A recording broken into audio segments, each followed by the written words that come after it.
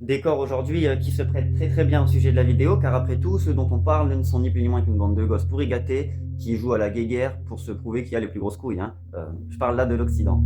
Ce que les médias européens ne peuvent pas vous dire, ne peuvent pas vous dire. En 1 minute 30, pas plus.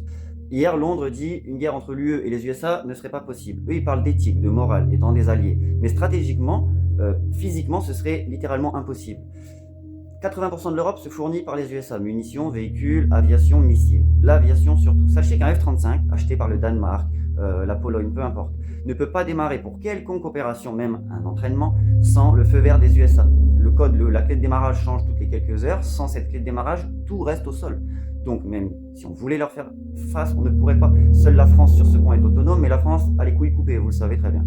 Donc voilà. De plus, pourquoi Trump veut le Groenland? Alors tout le monde parle des minerais, mais personne ne parle aussi de la fonte des glaces qui ouvre des nouvelles routes maritimes. Nord-est, une traversée de l'Atlantique canadien, et nord-ouest, c'est une route qui s'ouvre qui longe la côte nord de la Russie.